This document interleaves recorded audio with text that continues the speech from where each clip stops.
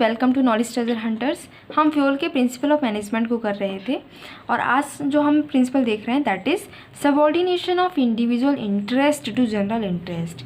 ये जो इस प्रिंसिपल में फ्यूल ने क्या कहा है, इस प्रिंसिपल में फ्यूल बोल रहे हैं कि जो एक इंडिविजुअल एम्प्लॉय है या फिर एक पर्सन, कोई भी इंडिविजुअल हो सकता है, चाहे आप टॉप लेवल पे CEO हो या फिर आप कोई वर्कर हो, आप कोई मैनेजर हो, कोई भी पर्सन है, ठीक है, एक एम्प्लॉय है या फिर एक ऑर्गेनाइजेशन में कोई भी एक पर्सन है, उसके जो भी इंटरेस्ट हैं, उसके जो भी गोल्स हैं, वो जो चाहता है वो आपका सबऑर्डिनेट हो जाएगा, उसको कम इम्पोर्टेंस दी जाएगी।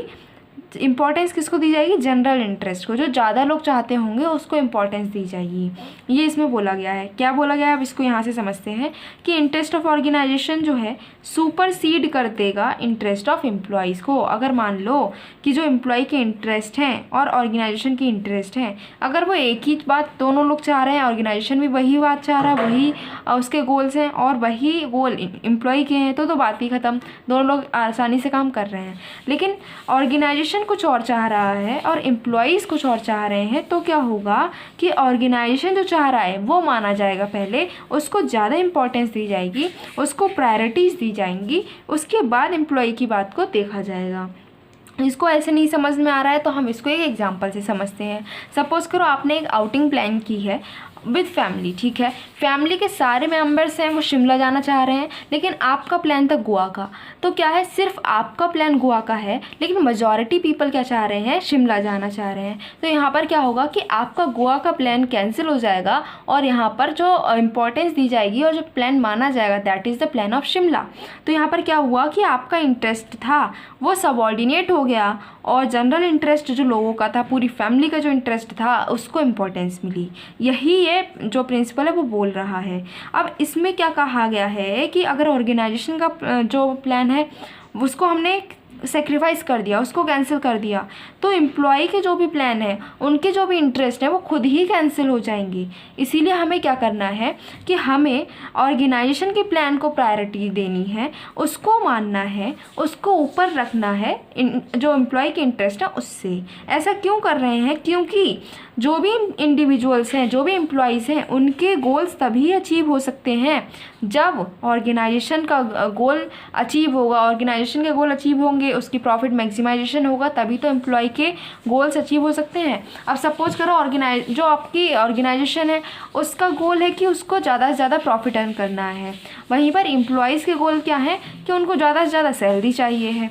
तो क्या होगा कि यहाँ पर हम एम्प्लॉय के गोल को ना देखते हुए यहाँ पर हम जो इम्पोर्टेंस देंगे वो हम इम्पोर्टेंस देंगे आपके ऑर्गेनाइजेशन के गोल को कि ज़्यादा से ज़्यादा प्रॉफिट अर्न हो। क्योंकि अगर हमारे जो ऑर्गेनाइजेशन है उसमें ज़्यादा से ज़्यादा प्रॉफिट अर्न हो रहा है तो हमारे पास ज़्यादा पैसा होगा। जब ज़्यादा पैसा होगा तो हम आसानी से अपने एम्प्लॉयज़ को सैलरी ज़्यादा दे पाएंगे। तो यहाँ पर क्या होगा, अगर ऑर्गेनाइजेशन का गोल अचीव हुआ तो एम्प्लॉय के गोल खुद ही अचीव हो जाएंगे। इसीलिए फ्यूल ने बोला है कि हमें इंडिविजुअल गोल को सबऑर्डिनेट रखना है जनरल इंटरेस्ट से। अब इसके फ़ायदे क्या होते हैं? क्योंकि हम तो हैं इंसान और हमें चाहिए फ़ायदा, जहाँ फ़ायदा वहाँ हम, राइट। तो हम देखते हैं यहाँ पर क्या फ़ायदा है, फ्यूल ने क्लियरली बताया भी है। सबसे पहला फ़ायदा क्या है कि ऑर्गेनाइजेशनल गोल अचीव हो जाएंगे क्योंकि हम उसी को इम्पोर्टेंस दे रहे हैं। सेकेंड है कि इंडिविजुअल और ऑर्गेनाइजेशनल गोल के बीच में कोऑर्डिनेशन बैठालना है, तालमेल बैठालना है, ठीक है, ये इसका पॉजिटिव इफेक्ट है। अगर ये बात नहीं मानी तो फ्यूल ने ये भी बताया है कि अगर आप नहीं मानते हो इस प्रिंसिपल को तो आपको क्या क्या फेस करना पड़ेगा। सबसे पहली बात क्या होगी कि आपके ऑर्गेनाइजेशनल गोल को अचीव नहीं कर पाओगे। क्यों? क्योंकि आपने इसको इम्पोर्टेंस ही नहीं दी है। जिसको इम्पोर्टेंस नहीं दोगे तो वो अचीव कैसे कर पाओगे, राइट। तो पहला क्या हो जाएगा कि नो अचीवमेंट ऑफ ऑर्गेनाइजेशनल गोल। दूसरी बात क्या है कि जो एम्प्लॉयज़ हैं वो भी लॉन्ग रन में सफ़र करेंगे। क्यों? क्योंकि आपने क्या करा, आपने ऑर्गेनाइजेशन के गोल को अचीव नहीं करते हुए एम्प्लॉय के गोल थे उनको ज़्यादा इंपॉर्टेंस दी। अब मान लो एम्प्लॉय ने कहा था कि हमें ज़्यादा सैलरी सैलरी चाहिए है, ऑर्गेनाइजेशन चाहता था ज़्यादा प्रॉफिट, लेकिन हमने ज़्यादा प्रॉफिट अर्न नहीं किया, हमने अपने एम्प्लॉय को ज़्यादा सैलरी दे दी। अब क्या हुआ, हमारे पास प्रॉफिट बचेगा ही नहीं, पैसा था वो हमने दे दिया सैलरी के रूप में एम्प्लॉयज़ को।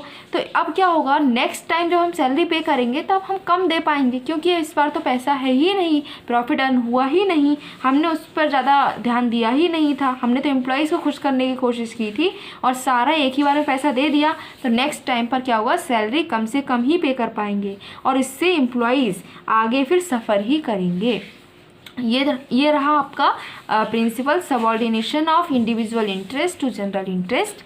नेक्स्ट वीडियो में हम नेक्स्ट प्रिंसिपल को डिस्कस करेंगे। Till then keep your knowledge treasure hunting on.